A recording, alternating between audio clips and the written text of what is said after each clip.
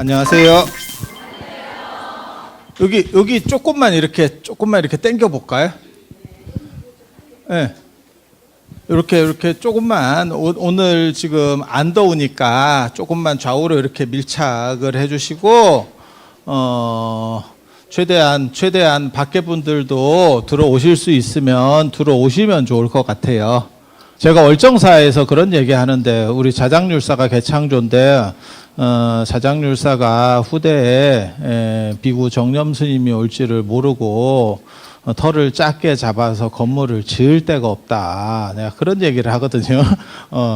그게 자장률사의 잘못이다. 그런데 여기 오면 우리 진관 스님이 잘못을 하셔가지고 후대에 우리 법회주지 스님이 오실지를 모르고 터를 너무 작은 데를 그래서 밑으로 내려가지도 못하고 통도사 같이 앞으로 못 가고 옆으로 이렇게 기어서 이렇게 내려가고 있잖아요. 그래서 참 이게 대단한 거예요. 사실은 서울에서 이렇게 한다는 게 예전에 자수원 인수원이라는 절이 있었어요. 서울에 제일 큰 비구니 도량입니다. 한때 자수원 같은 데는 5,000명 승려만 5,000명이 살았다라고 하는 아니야 그 고려시대 때 이렇게 불교가 잘 나갈 때 아니고 조선시대 때 얘기입니다.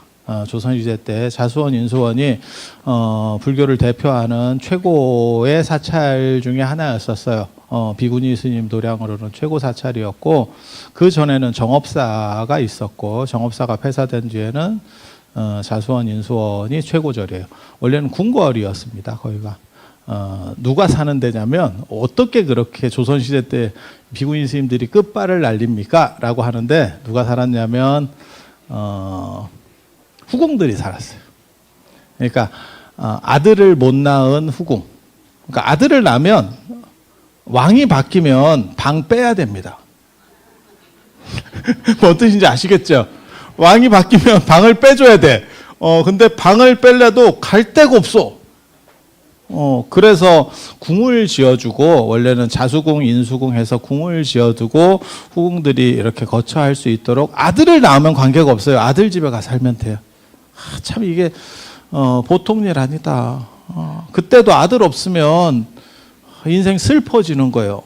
근데 방은 뺐는데 민가에 풀을 수가 없는 거예요. 민가에 풀었다가 또 이렇게 다 그게 후궁들이 한 인물 합니다. 걸그룹 미모이기 때문에 후궁이 되는 거거든요. 정부인보다 후궁이 훨씬 이쁩니다. 정부인은 권력 간에 이렇게 연합으로 결정되는 경우들이 많기 때문에 후궁이 최강입니다.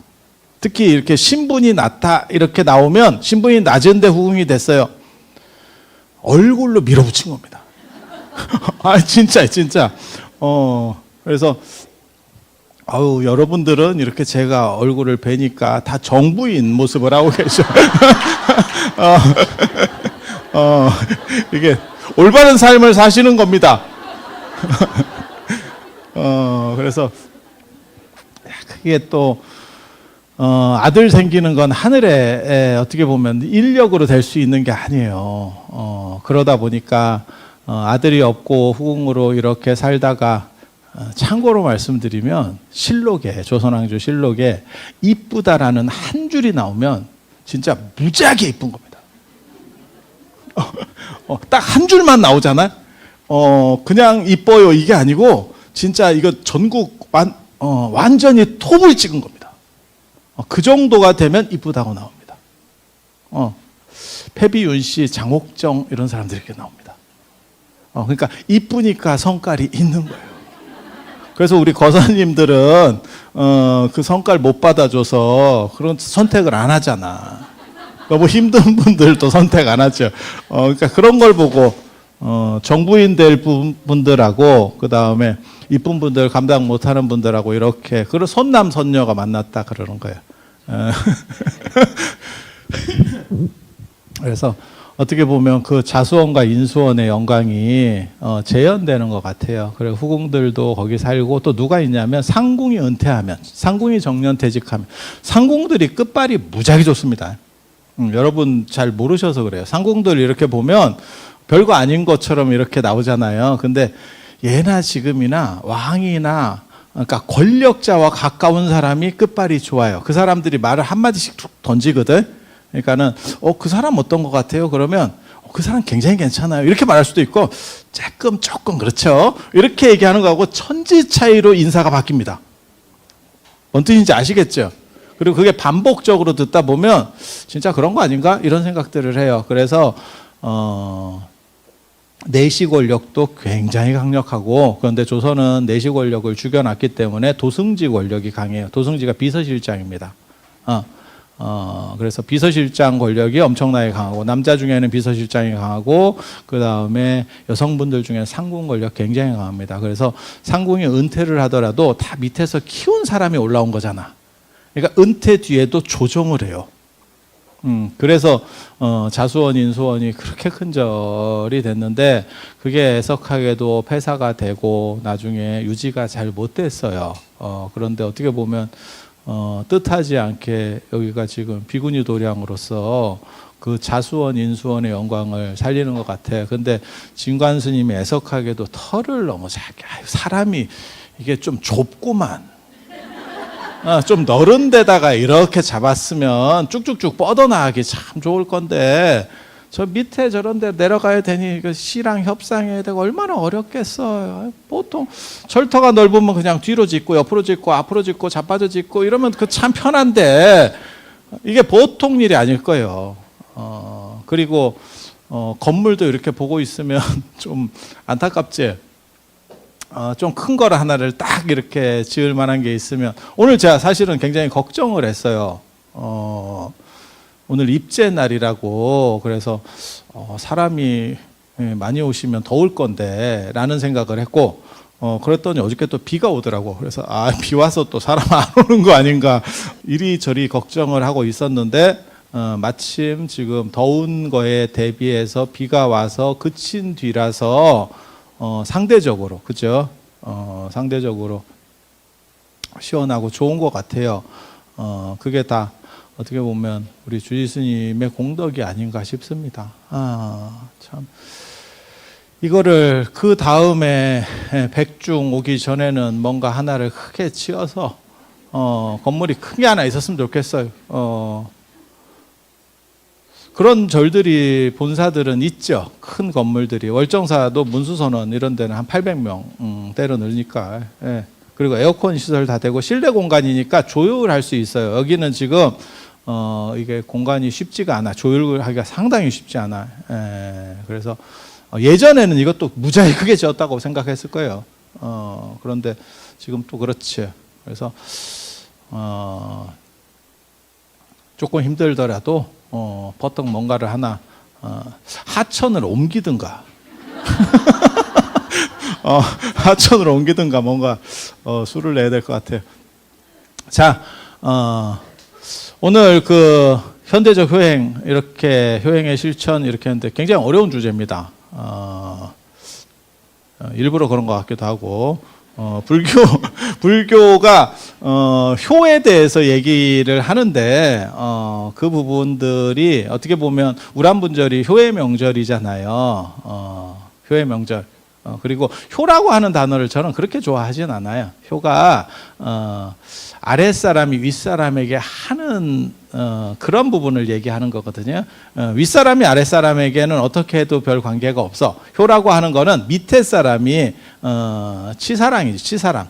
밑에 사람의 의무, 그 다음에 도덕적인 어떠한 그 규범, 이런 것과 관련된 게 효예요. 그래서 아랫사람들에게 굉장히 힘듭니다.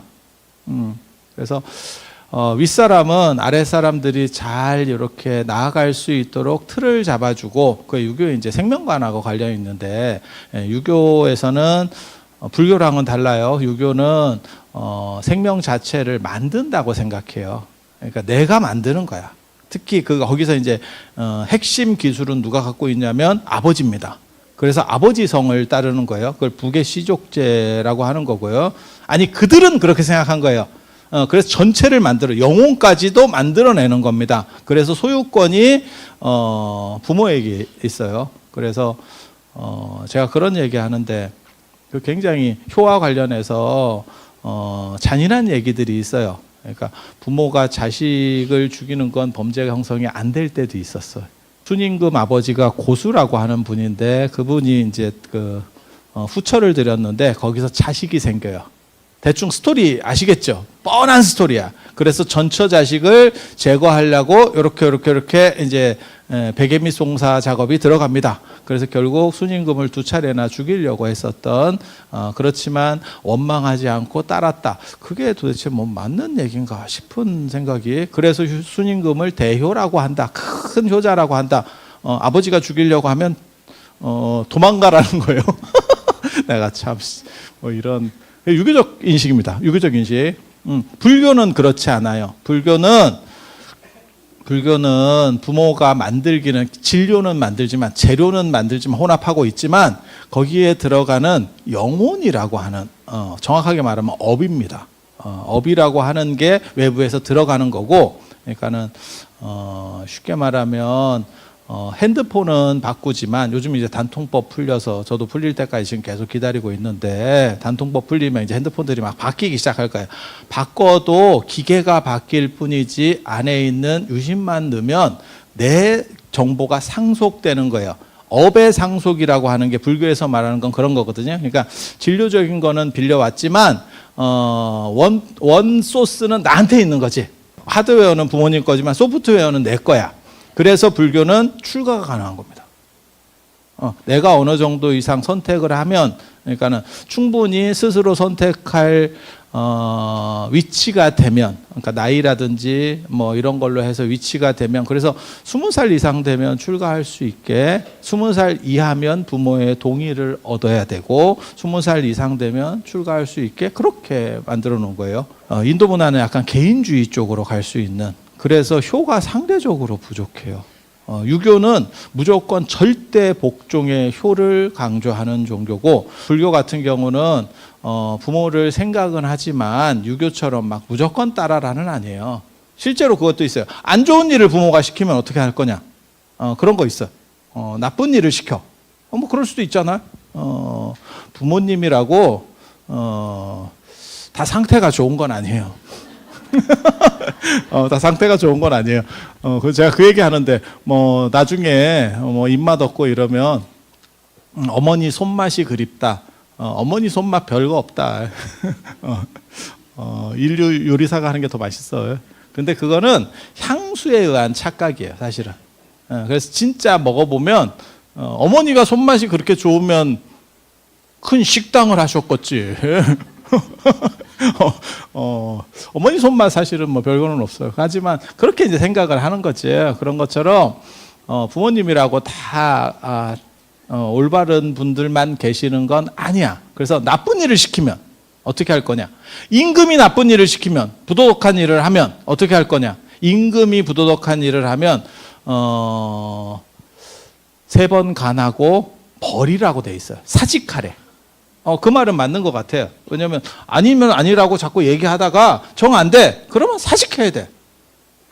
아니라고 하고 사직을 안 했다가 생명을 사직하는 경우들이 있죠. 그게 조광조. 그런 분들. 틀린 말은 아닌데 너무 맞는 말도 세게 하면 사람이 피곤해요. 인생 피곤해요. 그래서 그렇게 되시는 분도 있고, 그 다음에 그렇지만 부모님한테는 어떻게 하라고 말하냐면, 울며 간해도 더 이상 받아주지 않으면 끝까지 따르라는 거예요. 울면서 따르라는 거예요. 그러니까 절대 순종입니다. 절대 순종. 그래서 유교가 불교를 비판할 때 언제나 얘기하는 게, 부모님으로부터 이탈해서 부모를 봉양하지 않고 출가해서 사는 게 정당하냐? 라는 얘기를 하는 거예요. 근데 지금 현대 사회에서는 사실은 어느 정도 크면 지팔 지어들면서 가서 사는 게 맞죠. 계속 캥거루같이 집에서만 계속 살 수도 없잖아. 그래서 저는 그 생각을 하거든요. 어렸을 때 제가 이렇게 시골에 가면 제비집 같은 게 있었어요. 시골에 제비집이 많이 있었어. 지금은 제비도 별로 없었는데, 제가 예전에 그런 얘기 해드렸었는데, 제가 고등학교 때 서울에서 학교 가다가 나 제비 잡았다니까. 제비가 얼마나 많이 날아다니냐면 손을 뻗었는데 잡았어요. 설마 잡히겠나 했는데 잡았습니다. 그 정도로 제비가 많았는데 지금은 제비하고 참새 보기가 굉장히 어려워요. 그래서 우리 어렸을 때는 그런 거 진짜 많았는데 강남 가서 그렇게 갔다 오던 제비들이 요즘은 그쪽도 먹고 살기가 힘든가 봐. 가서 못 옵니다. 그래서 그런 제비집들이 있었고 그 제비집을 어른들이 그 흥부전 영향으로 제비는 또 봐줬어요. 제비는 봐줬어요. 혹시나 로또가 당첨돼서 대단한 박이 하나 오지 않을까? 뭐 이런 생각 속에서 제비는 놔뒀던 걸로 제가 기억을 하거든요. 그렇게 놔두면 이렇게 제가 굉장히 또 쓸데없는 호기심이 많거든요. 그럼 저는 또 올라가서 그걸 또 봅니다. 얘네들이 어떻게 살고 있나? 집안은 좀 괜찮은가? 애들이 좀 잘 치워놓고 사나? 이렇게 딱 보고 있으면 새끼 낳고 부화해서 날아가는 과정들을 볼 수 있어요. 이게 하나만 가지면은 제가 잠깐 내려갔다 오는 거기 때문에 못 봤는데 이게 여러 집이 쫙 붙어 있기 때문에 원룸같이 쫙 붙어 있거든요. 처마 밑에. 그러니까 요 집 저 집 보다 보면 어떤 거는 부화해서 날아가고 어떤 거는 애들이 크고 있고 어떤 거는 알 품고 있고 뭐 이런 게 보이더라고요. 근데 부화해서 날아갈 쯤 되면 결국 밀어냅니다. 부모가 밀어냅니다. 더 이상 먹을 것도 잘 안 주고 거기서 만약에 더 비대해지면 못 날르게 되는 거예요. 그 처녀비행이라고 하는 게 너무너무 힘들 것 같아. 계속 그 둥지 안에서 바다만 먹다가 어느 순간에 딱 점프를 해서 날라야 되는 거야. 근데 그 시점이 내가 조금 더 그게 안주가 돼버리면 몸이 비대해서 날개 대비 몸이 비대해서 못 날리게 될 거고 그러면 다리 부러지는 거예요. 흥부한테 걸리면 그나마 사는데 재수없게 걸리면 뭐 어떻게 하겠어. 그냥 쩔뚝거리다 가는 거지. 인생 그런 거지 뭐 어떻게 하겠어요. 그래서 그렇게 그 시점이 조금 이르게 내가 승질이 급해가지고 나대다가 조금 이르게 나르잖아. 그러면 날개 힘이 약해서 못 날라요. 그 시점이 무지하게 중요한 것 같아. 예. 그래서 그게 스스로도 생각해야 되고 부모도 생각해야 될 일이 아닌가 싶어요. 좋은 게 좋은 거라고 해서 될 일은 아닌 것 같고 그래서 지금은 그런 게 오히려 맞는 시절이죠. 그래서 불교적으로도 저는 이게 타당하다는 생각을 하거든요. 제가 늘상 하는 얘기 있어. 사람들이 스님들이 절이 힘들다고 말하는 사람이 있어. 근데 저는 큰 절이 천국입니다. 먹여주고 재워주고 관리비 내주고 이렇게 편하고 세상 살기 좋은 데가 있나? 그냥 공부하면 되고 그냥 한 바퀴 나다니다가 밥 먹으러 밥 시간에 가서 밥 먹고 그 다음에 커피집 가서 커피 마시고 아는 얼굴은 공짜고 얼마나 좋아. 절 나름입니다. 여기는 안 그럴 겁니다. 그래서 제가 얘기하잖아. 노가다도 십장을 잘 만나야 된다고. 너무 부지런한 십장 만나면요 아침부터 밤까지 뛰어야 돼요. 그래서 그런 큰절들 저는 이게 천국이 있으면 이런 데지 뭔 대단한 게 있겠나 싶은 생각을 해요. 그래서 저는 출가하는 게 자유를 찾아서라고 하는 그리고 제가 성향이 제 특징 중에 하나가 공감 능력 부족이거든요. 다른 사람과 잘 감정 공감을 잘 못해. 그래서 일 중심적이다 보니까 사람과 충돌하는 경우들이 많아. 근데 이런 사람들이 절에 살면 되게 편해요. 물론 절에서도 공감 능력이 좋아야 돼요. 우리 주지스님 같은 경우가 이렇게 대중을 많이 이끌 수 있는 거고 저는 사실은 잘 안 돼. 뭘 하면 맨날 이렇게 그냥 바람만 잡고 다니지. 그래서 전국을 떠돌아다니면서 전국 노래자랑의 송해처럼 이렇게 살고 있는 거예요. 너무 슬프지. 제가 어렸을 때 제가 노자를 좋아했는데 제가 중3 때 노자책을 거의 다 외우다시피 했었어요. 제가 어렸을 때 꽂힌 책이 노자였었어요. 근데 거기 보면 좀 이해가 잘 안 되는 구절이 있어요. 그 약팽소선이라고 하는 구절인데 치대국 약팽소선 이렇게 나오는데 대국을 다스리는 것은 큰 나라를 다스리는 것은 작은 생선을 삶는 것처럼 하면 된대. 이게 뭔 개똥 같은 소린가 싶어서 작은 생선이라는 게 뭐냐면 우리 식으로 말하면 피레미 같은 거. 지금은 그렇게 행동들을 안 하는데 예전에는 작은 것까지 다 잡아먹던 시절들이 있었죠. 그리고 그렇게 노가리를 까더니 결국 명태를 전멸시켰잖아. 뭐 해류 때문에 안 내려오는 것도 있지만 지금 우리가 어떻게 보면 명태가 국민 생선 같은 거였었거든. 그런데 그게 다 지금 없어졌잖아. 그때는 그런 생각을 못 했던 거지. 너무 작은 걸 먹는 것이 올바르지 않다라고 생각을 못 했고 다 먹으려고. 지금은 꿀을 따도 어느 정도는 석청, 목청은 놔두고 따고 다 그런 식으로 하는데 예전에는 그런 게 어딨어요. 그냥 밑바닥까지 싹싹 긁는 거지. 그래서 그 작은 생선을 삶는 것처럼 그 얘기는 뭐냐면 너무 앞뒤를 계속 뒤집고 그 다음에 쑤시지 말래. 냅두래. 그렇게 쑤시면 다 터진대. 그래서 먹을 게 없대. 큰 거는 뒤집어도 줘야 되고 그 다음에 이렇게 한 번씩 이렇게 휘저어도 줘야 되는데 작은 거는 그렇게 하면 미꾸라지 추어탕 같이 되죠. 다 갈려가지고. 그래서 어느 정도 놔두고 자율권을 줘라라고 하는 게 있어요. 그렇게 자율권을 줘서 서로가 잘 맞으면 그러니까 제일 좋은 거는 제가 그런 얘기 하거든요. 축구나 이런 거 보면 한국 대표팀 예전에 지금은 그렇지 않아요. 한국도. 그런데 예전에는 단합 이런 거 되게 강조했었거든요. 근데 단합 백날에 안 됩니다. 뭐가 안 되냐면 잘하는 팀한테 안 돼요. 어느 정도 되는 사람들을 놓으면 진짜 프로 전문적인 사람들을 놓으면 11명을 다 따로 땡겨와도 엄청나게 강합니다. 지 역할을 정확하게 잘하는 거예요. 쓸데없이 단합해가지고 으쌰으쌰만 한다고 그래서 실력이 좋아지느냐? 그렇지 않습니다. 그런 식으로 해서 실력이 좋아지면 중국이 월드컵에서 우승할 겁니다. 중국이 단합 이런 거는 전 세계에서 단합 제일 잘하는 국가 북한입니다. 카드 섹션 하는 거 봐봐. 이거 뒤집어가지고 이렇게 딱 공연할 때 이렇게 딱 하는 거 있잖아. 기계. 와, 그렇게 단합을 잘하는데 그지같이 살죠. 그러니까 단합이 되는 게 아니고 단합이 문제가 아니고 자기 맡은 역할을 얼마나 잘하느냐예요. 사실 제가 세미나 같은 것도 많이 하거든요. 근데 세미나 할 때 되게 재밌는 게 있어요. 주제들을 딱 주고 어느 정도 할 수 있는 사람만 딱 컨택해서 팀을 짜면 신경 쓸 필요가 없어. 근데 좀 부족한 사람을 넣어주잖아. 계속 신경을 써야 돼.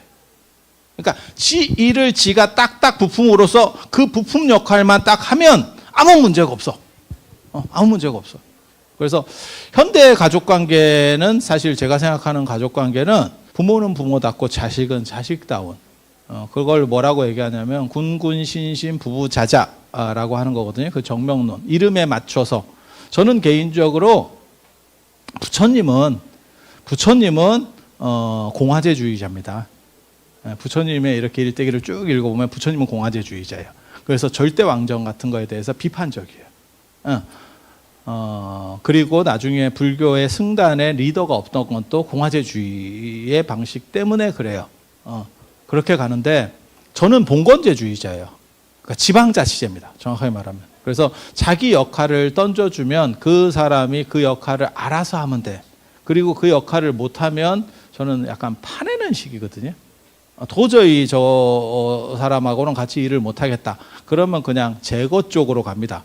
그러니까 지시해서 만들어가고 이게 아니고 그냥 그 역할을 전체 권한을 줘. 대부분 그쪽 관련돼서는 권한을 줘. 그리고 안 되면 끝. 어느 정도 시간은 계속 줍니다. 그리고 더 이상 발전하는 게 보여. 지금 처음부터 잘할 수는 없어요. 근데 그게 이제 정명론이라고 하는 거예요. 임금은 임금답고 신하는 신하답고 아버지는 아버지답고 자식은 자식다우면 그러면 누구도 스트레스 받지 않고 해결된다. 그게 저는 사실은 오늘날 효하고 관련해서도 밑에 사람이 막 이렇게 어른을 챙겨드리고 어른이 밑에 사람을 챙기고라고 할 필요가 없고 서로 지팔 잘 흔들면서 행복하게, 이게 최강이라고 생각하거든요. 제가 그런 얘기를 합니다. 몸이 건강하다라고 하는 것은 무엇인가? 내 몸이 있는 줄을 모르면 건강한 거다. 내 몸이 존재한다는 걸 알면 무언가 불편한 겁니다. 불편한 겁니다. 가족도 마찬가지예요. 가족이 있는 줄 모르면 다 지 역할을 하는 겁니다. 그래서 가끔 안부 전화나 하면 돼요. 그리고 예전에는 다 집에 있기를 바라고 내 품 안에서 살기를 바라는데 사실은 지금은 그렇지도 않아요. 제 주변에도 고등학생인데 지금 외국 유학 가려고 하는데 그 시험 합격했으면 좋겠어요. 이런 기도들이 올라와요. 그리고 요번에 지금 애가 미국 가는 시험을 봤는데 어쩌고 그거 한 번 떠나기 시작하면 다시 못 옵니다. 다시 되돌아오기 어려운 길이에요. 그리고 만약에 미국에 살잖아요? 그러면 네가 갈 거야, 내가 올 거야. 처음에는 왔다 갔다 하죠.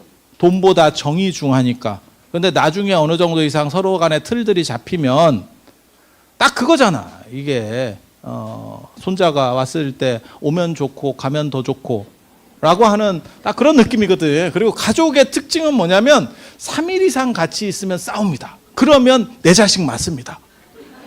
3일 이상 있는데도 안 싸우면 손님입니다. 몰라. 제가 요번에 사실은 겨울에 인도 가는데 15일 동안 가는데 저거 진짜 싸우면 난리 나거든. 싸우면 난리 나거든. 그래서 친하다고 생각해서 진짜 친한 게 아니다. 그리고 저는 그거 생각을 해요. 익숙한 게 과연 옳은 거냐에 대해서 생각해요. 그러니까 아주 편한 것보다 약간의 불편함이 있는 것이, 부부 간에도 그렇고 부자 간에도 그렇고 자식하고의 문제들도 그렇고 형제 간에도 그렇고 어느 정도 거리가 있어서 예의를 갖출 수 있는 게 더 오래 가지, 너무 친하고 확 달아오르면 그 다음에 이혼한다. 그 이상 서로 너무 만만한 거야. 그래서 그 거리들이 사실은 어느 정도 위치에 있는 거, 그게 개인주의예요. 우리나라는 연세 드신 분들은 개인주의하고 이기주의를 구분을 잘 못하세요. 그래서 개인주의가 이기주의라고 생각하는데 개인주의하고 이기주의는 사실은 약간 차이가 있습니다. 개인주의는 내가 할 도리를 다 하는 정도고 내가 이익을 보자는 건 아니고, 이기주의는 오지랖을 떨면서 남의 것까지 막 나서서, 아니 개인주의 집단주의, 그러니까는 그렇게 가는 거예요. 그래서 집단으로부터 약간 거스른다라는 생각이 있는 분들도 있어. 하지만 사실은 지금은 개인주의가 다 안정화돼 있죠. 그래서 집단주의가 만연할 때 여러분들 어렸을 때 기억해 보시면 직장 생활할 때 상사가 아무 때나 다 연락 와서 뭘 시키죠. 근데 지금은 업무 시간 외에는 카톡만 보내도 잘못하면 문제가 되죠. 그래서 자기 일들을 얼마나 잘하느냐가 중요한 거지, 이런 관계를, 종속적 관계를 만드는 것은 바람직하지 않은 것 같아요. 자기 일을 잘하려면 어떻게 되냐면, 제가 그 얘기 되게 좋아하거든요.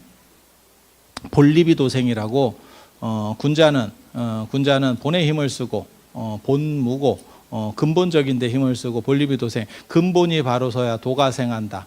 언제나 내 본질은 무엇인가, 내가 의지하고 의존적으로 해서 존재하는 거 말고, 그거 말고 내가 본질적으로 가지고 갈 수 있고 의지해 갈 수 있는 것들은 무엇인가, 그리고 그 부분에 힘쓰는 것이 첫째다 라고 하는 거고, 스스로 모두가 흔들리지 않는 사람들끼리 살게 되면 그것이 곧 화목하고 행복한 세상이 되는 거예요.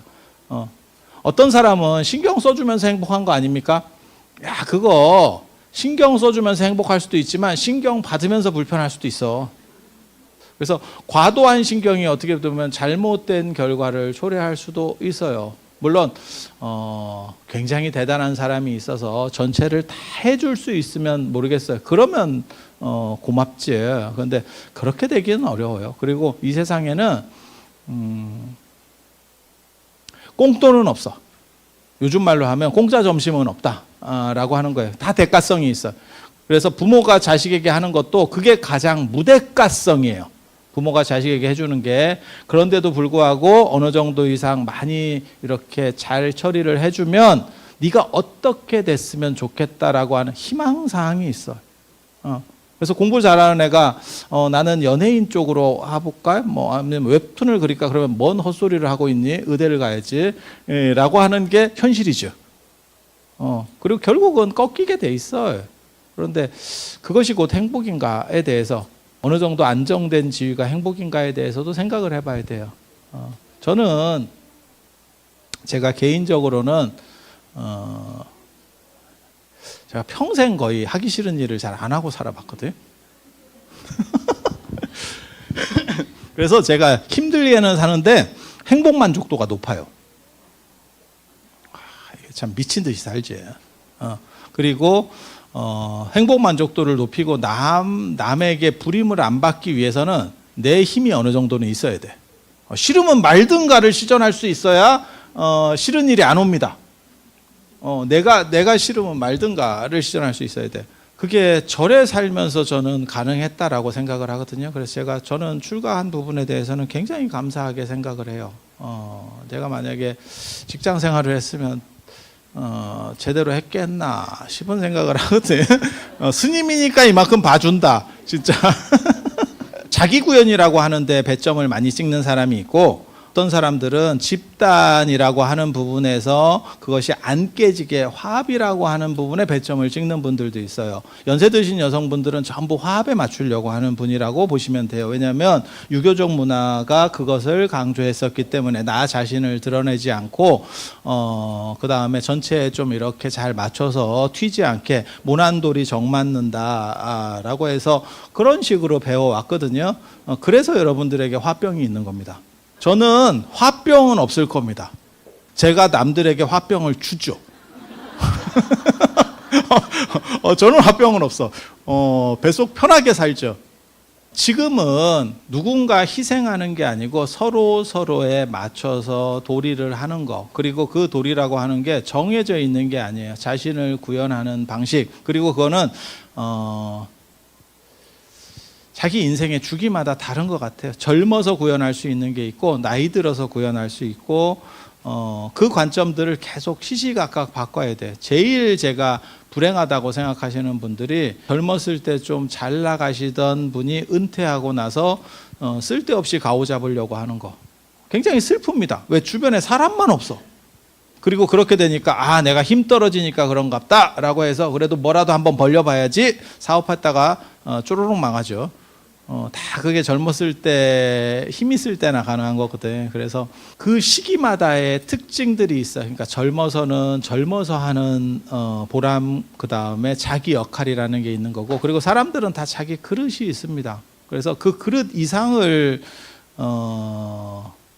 탐했을 때는 힘들어요. 인생이 버거워지는 거예요. 컴퓨터도 작동하는 정도의 사양이 있어요. 그 이상을 쓰면 애가 힘들어해요. 그리고 힘들면 스트레스가 되는 거고. 그래서 자신에게 맞는 그릇을 찾는 거, 그게 사실은 어떻게 보면 현대 불교가 할 수 있는 가장 좋은 일이라고 생각하거든요. 내일인데 내가 잘 찾는 거 아닙니까? 대부분 못 찾습니다. 뭐하고 똑같은 거냐면 병하고 똑같아. 병은 나에게 있지만 그것은 의사가 알아주는 거예요.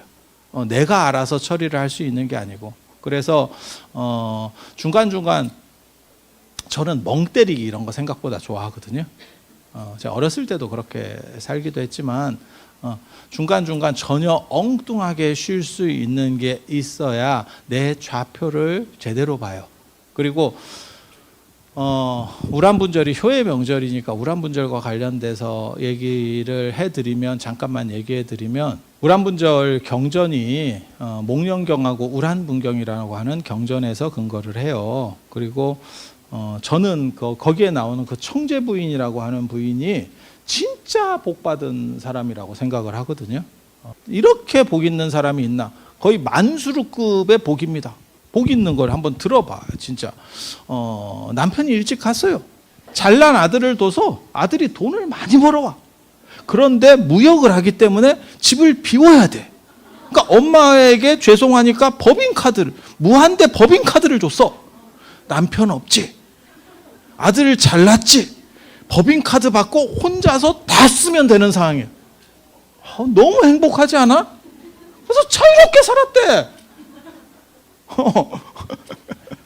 자유부인처럼. 자유부인 그거 이상한 거 아닙니다. 사람들이 자꾸 잘못 생각하는 게 자유부인 뭐 대단한 뭔가 이상한 거라고 생각하지만 직접 읽어봐. 정비석의 자유부인 읽어보면 그냥 카바레가에서 춤 2번 추고 끝입니다. 아무것도 없습니다. 그리고 가장 이제 잘 모르는 사람들이 착각하는 것 중에 하나가 에마 부인.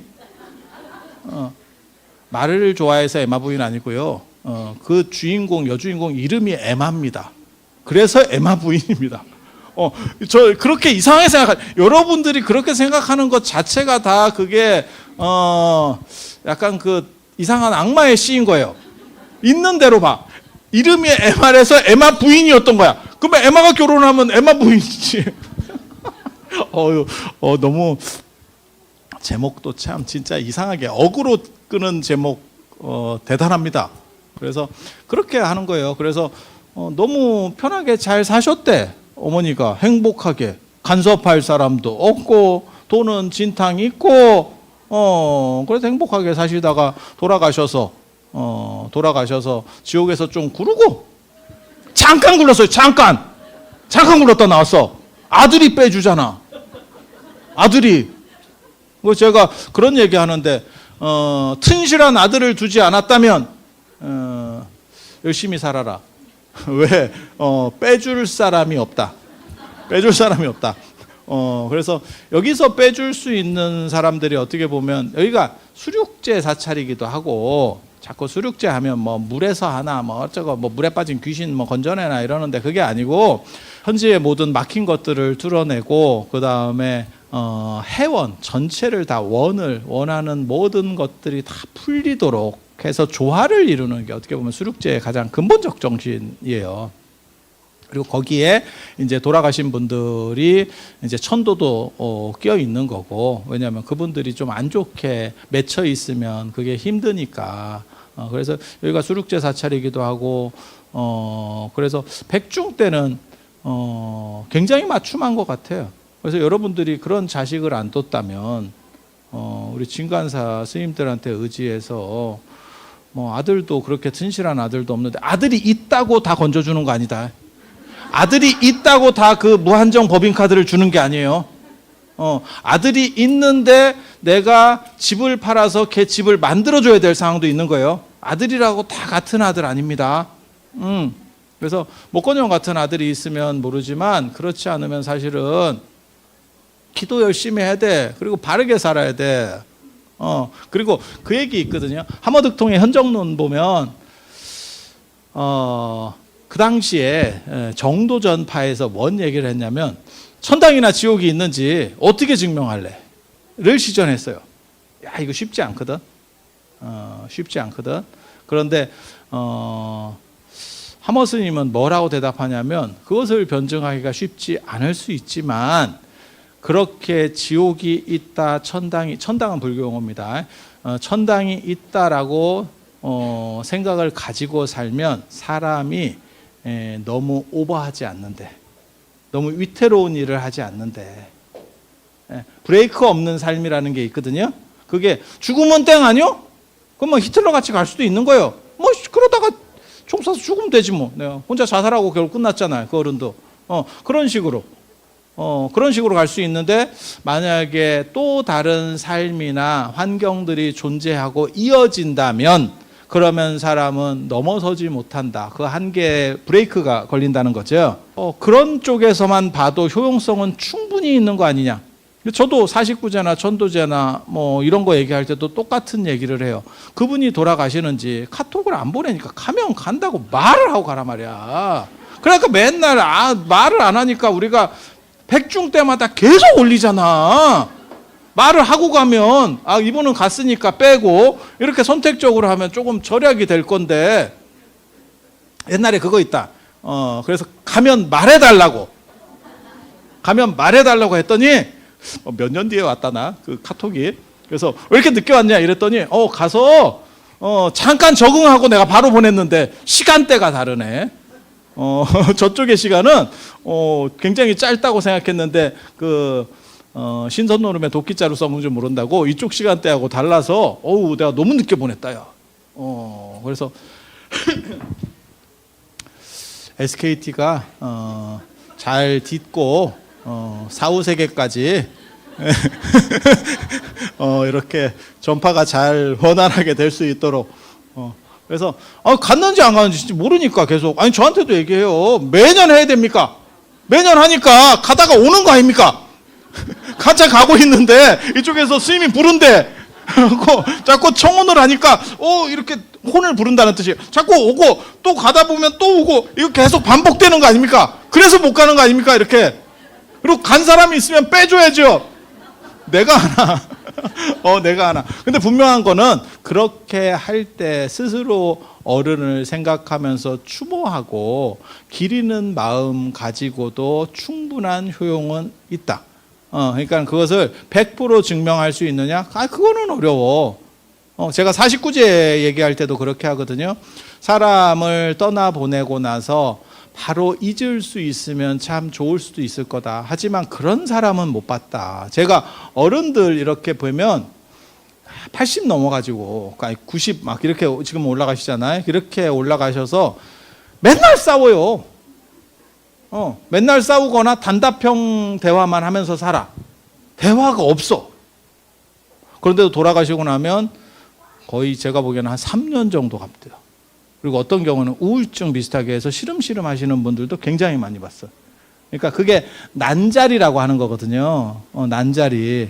별거 아닌 것 같지만 저놈의 영감탱이 뭐 하는 것도 없이 밥은 꼬박꼬박 먹어요. 귀찮고로. 하지만 또 다른 겁니다. 그래서 그렇게 사람을 보냈을 때 이행 과정, 그것이 변화하고 안착되는 과정으로 한 49일 정도 지내면 그것만 가지고도 49제 지내는 가능성은 충분히 있다. 제가 그렇게 얘기하거든요. 그래서 감정을 정리하고 그 다음에 차마 못 왔던 분들이 계실 수도 있어요. 시간이 급해서 못 하셨던 분들도 조문을 할 수 있고, 그래서 관계를 정리하고, 운동도 마찬가지고 식이요법도 마찬가지야. 한 50일 정도는 해야 체질이 바뀌기 시작하거든. 그래서 그렇게 기리는 마음, 그리고 이런 백중 때도 이렇게 기리는 마음을 가지는 것만 가지고도 충분히, 그게 어떻게 보면 볼리비 도생할 때 근본이 바로 서야 도가 생한다 하는데, 그 근본 중에 하나가 어떻게 보면 내 뿌리와 관련된 근본이에요. 부모님이나 나에게 고마웠던 분들을 생각하면서 내가 조금이라도 그들의 은혜를 기리고 그 다음에 조금이라도 맑아질 수 있으면 그걸로도 충분하다고 생각합니다. 1차적으로는 그걸로 충분하고, 돌아가신 분들이 그것 때문에 좋은 환경 속으로 움직일 수 있으면 그것은 플러스 알파로 타당한 게 되는 거죠. 효라고 하는 것들은 지금은 모두 각자가 스스로 어느 정도 이상 할 수 있는 거, 자기 위치를 자기 안에서 잡을 수 있는 거. 제가 좋아하는 말 중에 그게 있어요. 친친존존이라는 말이 있고, 친한 사람과 친하고 존경할 사람을 존경한다. 그 규격에 맞다라는 거예요. 규격에 맞다라고 하는 거고, 혹약재언이라는 말 제가 좋아하거든요. 주역 건쾌 그 사효에 나오는 얘기인데, 혹약재언이라는 말 참 좋아해요. 혹약재언이 나대기는 하지만 분수를 벗어나진 않는다라고 하는 거예요. 그러니까 너무 나대지 않고 살면, 그게 뭐냐면 연못이 있는데, 나는 주역 배울 때 그거 되게 재밌었거든. 주역을 보면서 어떻게 저런 비유를 하지? 연못이 있는데 물고기가 위로 튀어 올라온대. 근데 튀어도 언제나 그 연못 속 안에서 떨어질 정도만 하지, 너무 세게 튀어서 그 밖에 물 밖으로 나가버리면 인생 끝난다는 거요. 그 한계를 벗어나면 안 돼. 그러니까 선은 밟을 수 있지만 선을 넘으면 안 돼. 이게 굉장히 중요하거든. 인간관계에서도 부모 자식 간에도 그 선이 있다고 생각을 합니다. 그리고 그 선은 계속 바뀌어요. 그러니까 부모님이 연세가 많이 드시면 자식 선이 조금 더 앞으로 밀고 나오는 거고, 이 선들이 어렸을 때는, 자식이 어렸을 때는 부모의 지배력이 압도적인 거죠. 주는 대로 먹어. 당근 싫은데 엄마가 몸에 안 좋은 거 주겠냐?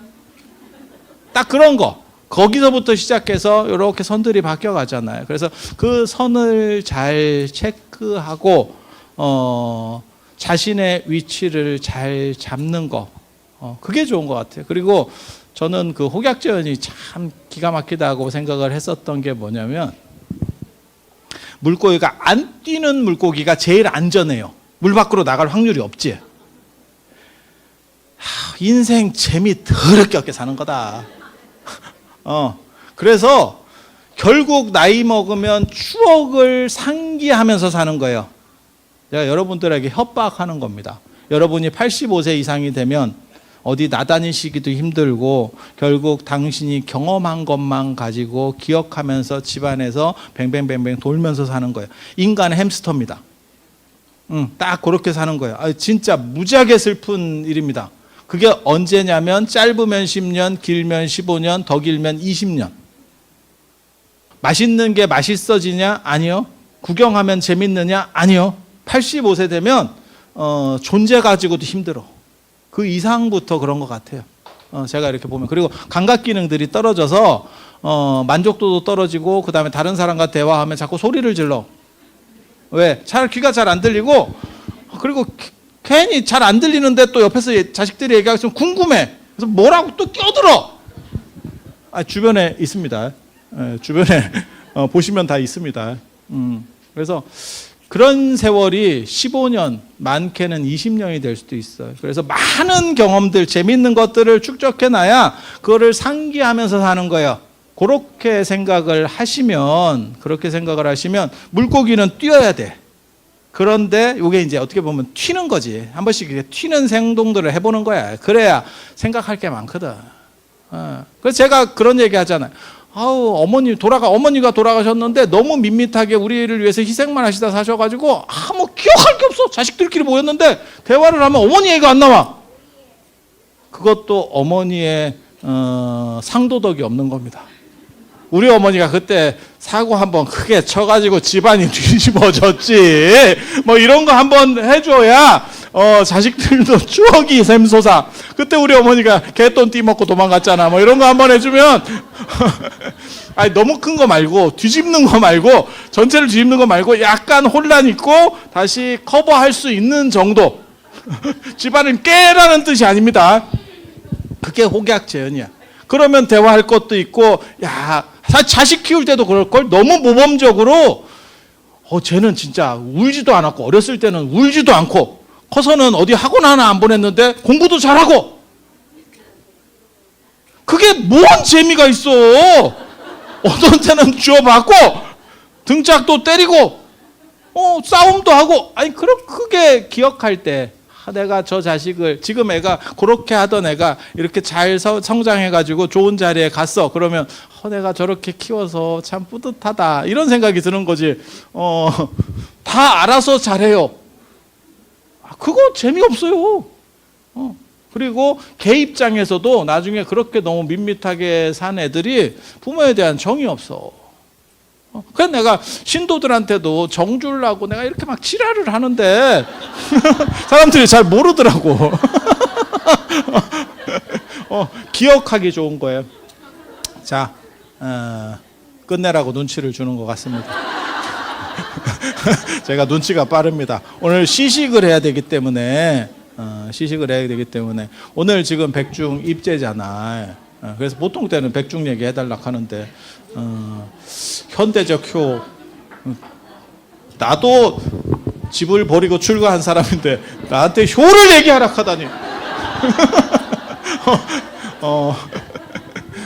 그래서 여러분들께서 추모할 수 있을 때 추모하고 기억할 수 있을 때 기억해 드리는 것만 갖고도 충분히 도움이 되는 거예요. 꼭 없는 날까지 계속 돌아가신 어른들 생각하고 있고 그런 걸 청승이라고 합니다. 그래서 할 때 딱 하고 끝나면 딱 즐겁게 살고 어른도 즐거운 걸 바랄 거고 그 다음에 여러분 자식들에게도 똑같이 하면 되는 거예요. 마치 제비 집을 떠날 때 그때 부모가 눈치를 쫙 보고 있다니까. 제가 보기에는 그랬어. 그리고 밀어내기 시작해요. 어느 순간에 먹을 거를 줄이고 애를 자꾸 밀어 밖으로. 아니야, 관찰해 보신 분은 제 얘기가 맞을 거예요. 그러면 걔가 어찔어찔 하다가 한번 뛰어내려서 나르면 그때 경기 시작되는 거예요. 그래서 그런 생각들을 하시면서 모두가 행복한, 누가 누구에게 짐이 되지 않고 모두가 행복한 그런 삶이 되셨으면 좋겠습니다. 그리고 그런 거가 이루어지는 게 어떻게 보면 기도 값이에요. 그래서 끊임없이 기도를 하면서, 기도는 추나요법입니다. 여러분이 자세가 좀 잘못돼서 뼈다구가 잘 안 맞을 때 우리 진관사에 오셔서 뼈를 한번 다다닥 맞추고 시원하게 이렇게 가고, 그러면 평생 그렇게 사느냐? 아니, 또 가서 또 뼈다구가 안 맞고 그러면 또 다다닥 한번 맞추고, 의료보험 한 거 적용되는 것만큼 쌀 겁니다. 그래서 여러분들께서 자주 오셔서 올바른 자세, 본립, 근본을 바로 세우는 일들을 하시면 그게 행복의 지름길이 되는 거 아닌가라는 말씀을 드려보면서 이상 마치도록 하겠습니다. 자, 들어주셔서 감사합니다. 네, 모두 자리에서 일어나 주시기 바랍니다.